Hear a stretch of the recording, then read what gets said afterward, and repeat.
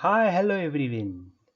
I'm Ganesh from Department of Electrical Engineering, Kekewag Institute of Engineering Education and Research, Nashik. Welcomes you the next video on Basic Electrical Engineering. Today we are going to discuss the MCQ on AC fundamentals. So what is the learning outcome of today's session? At the end of this session, the learner will be able to discuss the important concepts through a small multiple choice question on AC fundamental. So let me launch the questions. The first question, a same voltage is said to be the alternating when it changes in magnitude only, direction only, neither magnitude nor direction, both magnitude and direction. So sign every alternating quantity is only when it is said to be alternating when it changes its magnitude as well as direction. Here it is a positive direction, here it is a negative direction, and magnitude is also changing. So here it is a plus V volt, here it is a minus V volt, and the direction is also changing from plus to minus. So the alternating quantity is said to be alternating when magnitude and direction both are changing. The AC system is preferred to DC systems because generation of AC is easier than DC. The DC voltage cannot be used in the domestic appliances. AC voltage can be easily changed in magnitude. DC motor do not have fine speed control. So DC motor will always having the fine speed control. This means this is not the option. Generation of AC and DC is not comparable. The DC voltage cannot be used for domestic appliances. Even today we are using the various DC voltage in the domestic appliances. For the TV, in case of computers, we are using the DC voltage itself. Again, LED lamps also. So only one advantage of the AC is preferred, that is AC voltage can be changed its magnitude easily by the help of transformer. So transformer is a device which is in AC, not work on DC. So it is not worked on DC. So in we can raise or down the voltages, raise or down the current with the help of transformer. Hence AC can be changed its magnitude easily using the transformer. The average value of the sine wave is not considered over the full cycle. Why? If you take the average of the sine wave over the full cycle, so suppose the full cycle means, means it is from the 0 to 360 degree. So we'll observe that between 0 to 60 degree there are some positive sets of value, negative sets of value. Suppose you add plus 5 plus 10 minus 5 minus 10, and if you take the average of this, so divided by 4, it will give you 0, because this 5 will get cancelled, 10 will get cancelled. So average over the full cycle is 0. Hence we cannot take the average over the full cycle, because average value over the full cycle is 0.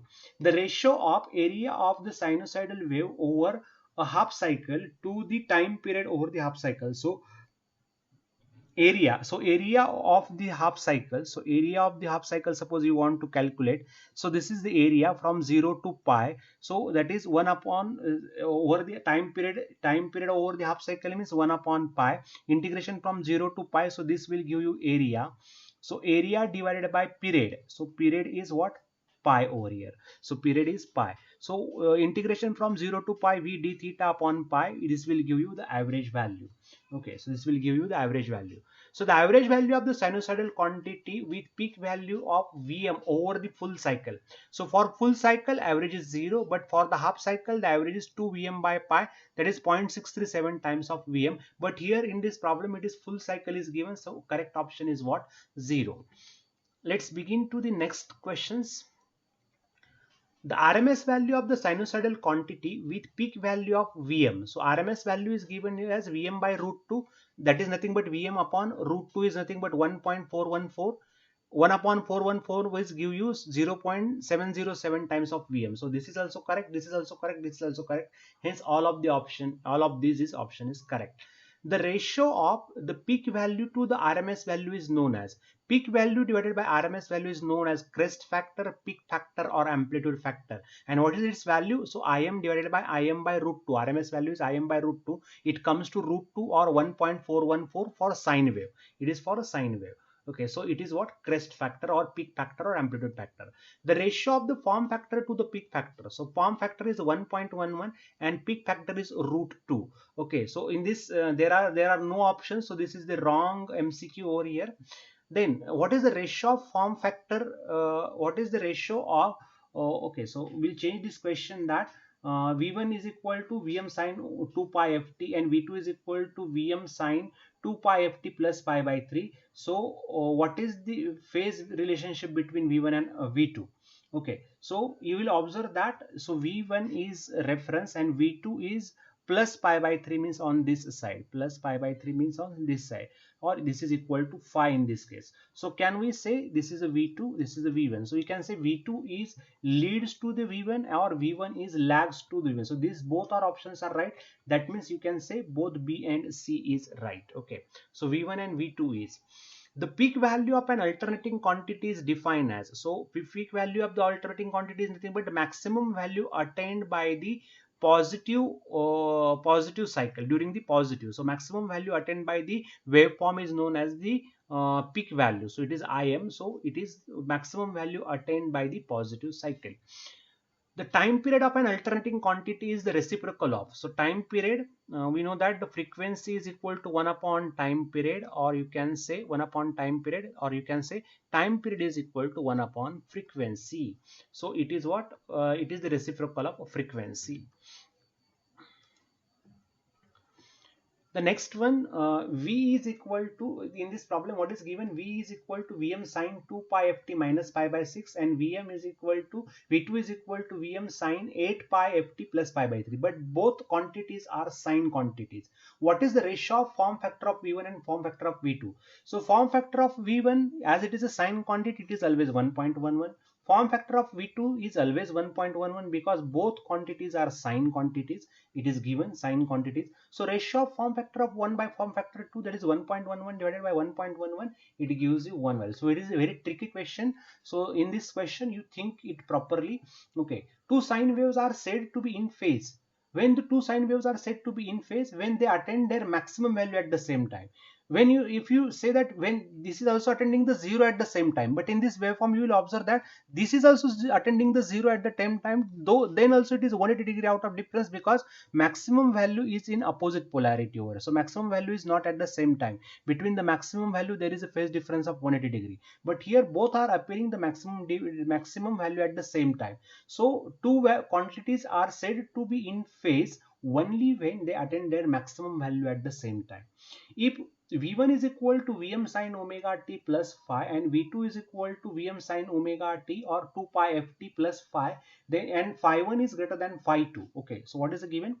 So V1, first voltage is V1 is equal to mod of V1 at an angle of phi1, and second voltage is given as, so phasor is given as mod of V2 at an angle of phi2. So but phi1 is greater than phi2, so V1 is leading to the reference by phi1 degree, V2 is leading to the reference by phi2 degree. As the phi1 is greater, phi1 will appear, V1 will appear here and V2 will appear here. So you will observe that phi1 is greater than phi2 means V1 is leading to the V2 by phi1 minus phi2, or V2 is lagging. So this angle difference is what? Phi1 minus phi2. So V1 leads by phi1 minus phi2 or V2 lags by phi1 minus phi2. So V1 is lags, V1 is leads to the voltage.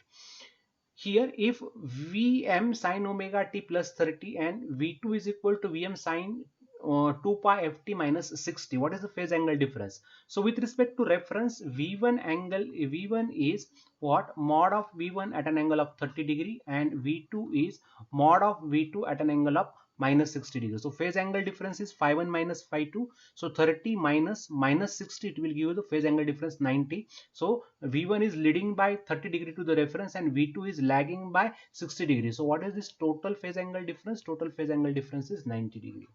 Total phase angle difference is what? 90 degree in this case. Okay, so this is the last slide now.